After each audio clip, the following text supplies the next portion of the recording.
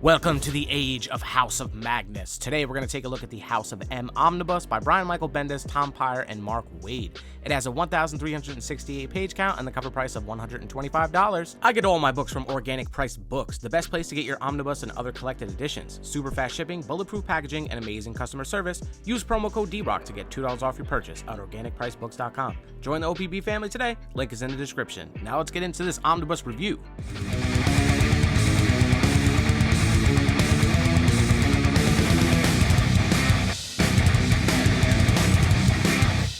Okay, and here we go. We got the House of M Omnibus. It's finally here. This is the direct market variant cover here with artwork from S.H.I.E.L.D. Always been a huge fan of his, man. Loved his artwork in the Jason Aaron Thor run. Scarlet Witch on the back here. Great looking spine on this book too. On the inside of the dust jacket, a synopsis of this House of M story here on the right hand side, the creators. Then you get this beautiful wraparound cover here on this omnibus, which is artwork from issue 6 of House of M. So you've got the House of Magnus here. Right on the wraparound cover, Magneto looking all awesome.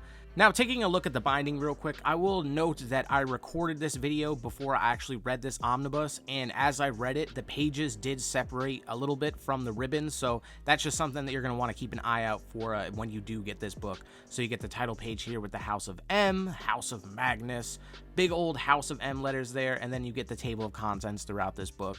Shows everything that's collected. There aren't any page numbers though, unfortunately, but tons of issues collected through this book, and it does start out with House of M issue number 1. So the House of M issues are collected first in this omnibus. You'll get issues 1 through 8 of the House of M, and there are events that happen prior to this that do lead up into this, so if you're not knowledgeable on those issues, you may want to go back and read, but honestly, you don't really need to. I think this does a good job of explaining everything quite well throughout this omnibus. So you get those House of M 8 issues, and then it goes into all the tie-ins and stuff like that. Of course, the mapping is bad on a Marvel book. Who would have thought? But so getting into what it really is about, you have Wanda Maximoff. She has those reality-altering powers. She ends up having a nervous breakdown, in fact, and very similar to kind of how it was in the Wandavision television show. So she ends up having a breakdown and losing her children, and she ends up killing some of the Avengers and also injuring a few others as well. So I believe it's what is it? It's Cliff Barton who gets killed, Vision, and Hank Pym, I think, is another one that gets killed in that. So she ends up killing these Avengers, and Charles Xavier and Magneto, actually, they take Wanda and they bring her to Genosha, and they're trying to like rehabilitate her to try and prevent something like this from happening again. And in all the meanwhile, you have the new Avengers and the astonishing X-Men actually meeting together and discussing kind of what their steps forward from here on are going to be. What are they going to do with Wanda Maximoff? She obviously has these issues, and they need to take care of it so something like this doesn't happen again. More mutants or heroes or whatever don't get killed, or just anybody else. She just has these crazy powers. So they all meet up. They discuss going to kill her, actually. So everybody goes to Genosha. Crazy battles ensue. And as they get there, you have Wanda Maximoff uttering the words, "No more mutants." So that's kind of where everything just goes wild. A bright white burns, and then everything, as you know, it changes. Reality changes, and it's this new world where House of Magnus now rules the world. The mutant kind, or the superior race, humans, are being segregated and things of that nature, kind of like how mutants were throughout the old past of X-Men history. So the tables have turned. It's kind of favoring the Magneto style that he always wanted, but then it also goes to our heroes. So like Spider-Man here, like Gwen Stacy is still alive, and it goes to just the kind of the best lives they could be living at this point in time. So that's what a lot of these issues will be, and some of these characters kind of figure out on their own or have a hunch that something is wrong here, and they really just kind of try and come together to solve this situation, man. So a lot of these tie-ins are kind of cool because they're like what-if issues, I kind of consider them to be. So it's like a storyline that we all kind of know and love, but it's just changed up a bit in kind of like the best way possible for some of these people, for sure. Some of them aren't that great, but you get the Spider-Man stuff there that's pretty good. You get this Uncanny X-Men issues here.